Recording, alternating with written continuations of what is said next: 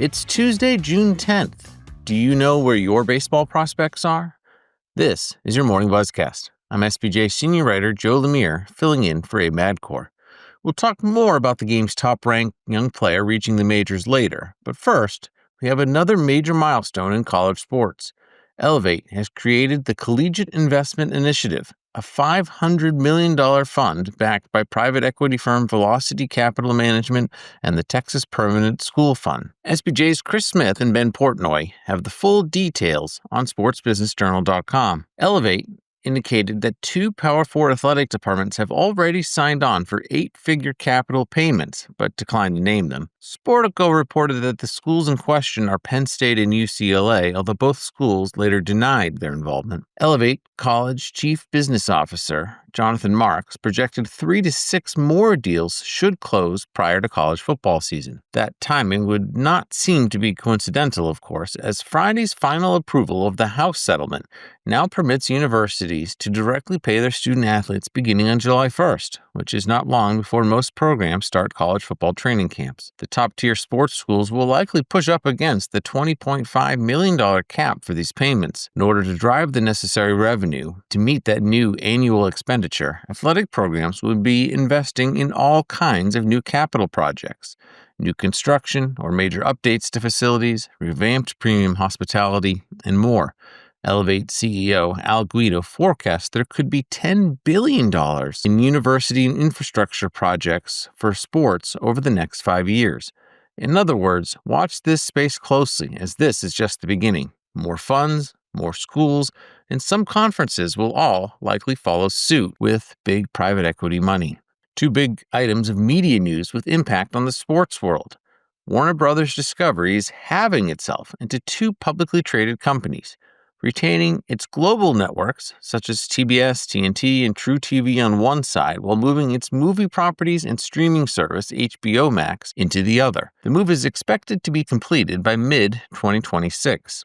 CEO David Zaslav will take the reins of the former, while current WBD CFO Gunnar Wiedenfels will assume the role of the CEO of the new global networks business. This move follows the lead of Comcast, similarly splitting many of its assets along similar lines. Zaslav acknowledged that sports to date has not been a major driver of HBO Max registrations, and decisions about TNT sports rights and where they will stream in the future will now fall under the jurisdiction of Wiedenfels in the global networks business. Bleacher Report will stay with the sports properties on the global network side. On a conference call, Wiedenfels said, quote, "The U.S. sports rights will reside at the global networks, and its management team will determine how best to monetize the streaming and digital rights over time. Internationally, sports will largely coexist both on linear and streaming, as they do today." It's been a period of major change at Warner Brothers Discovery, particularly from a sports lens. Its NHL coverage, inclusive of the Stanley Cup Finals, which the Panthers dominated the Oilers 6-1 last night, has been strong. Its broadcasting work of its first Roland Garros culminated with Sunday's epic 5-set finale with Carlos Alcaraz besting Yannick Sinner went well. MLB ratings are up a bit this year. The men's March Madness coverage is a staple.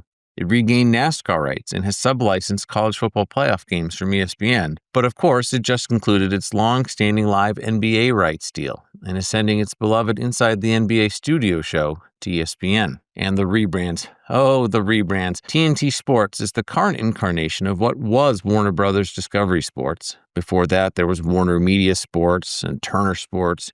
Add in the fact that HBO Max was, until recently, known as Max. And before that was the erstwhile, wait for it, yes, HBO Max. All of this is enough to keep the business card printing companies in business.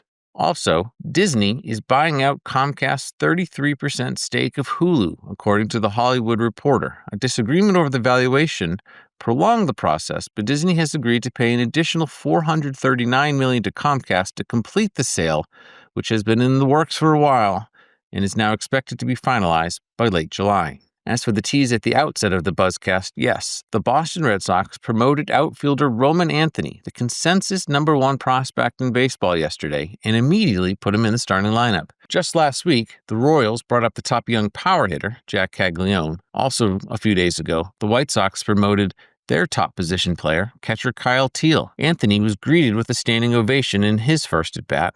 Right around the evening's first pitch, the Red Sox announced a rookie t-shirt giveaway starring Roman Anthony later this month.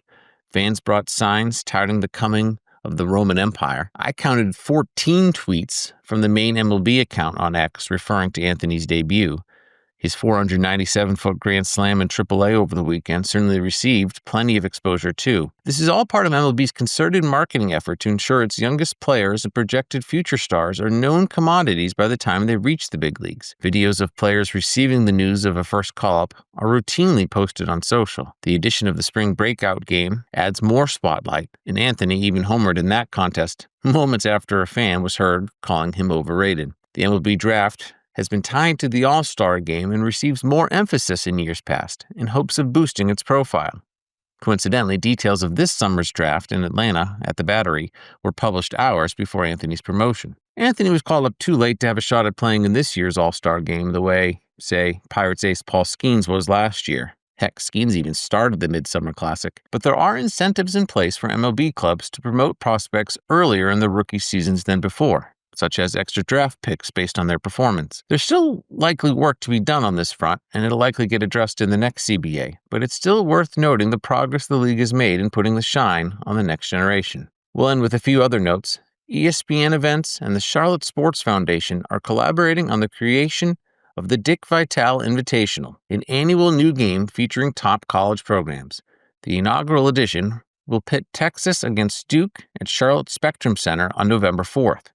ESPN also announced a contract extension for the legendary Dickie V through 2027-28, bringing his tenure at the network close to a half-century. The Indianapolis Colts also formalized its succession plan following the death of owner and CEO Jim Irsay. His 3 daughters will all be in senior executive positions, as well as holding ownership stakes. Carly Irsay Gordon will become CEO. Casey Foyt will be an executive vice president after working extensively in marketing and community relations over nearly 2 decades. And Kalen Jackson will be chief brand officer as well as president of the Indianapolis Colts Foundation. I encourage all of you to be sure to check out Alex Silverman's cover story and the full package in this week's SBJ as he takes a look at preparations for the FIFA World Cup just 1 year out from its start. Happy travels to everyone making their way to Chicago for SBJ's Brand Innovation Summit. I won't be there this week, but have been twice in the last 3 years, and it's always a great event. And this year, it includes a field trip this evening to an Athletes Unlimited softball league game, with Commissioner Kim Ng hosting conference attendees at Parkway Bank Sports Complex in Rosemont, Illinois. You'll hear plenty more from Brand Innovation Summit the next couple mornings on the Buzzcast. Thanks for tuning in today. This is Joe Lemire, signing off.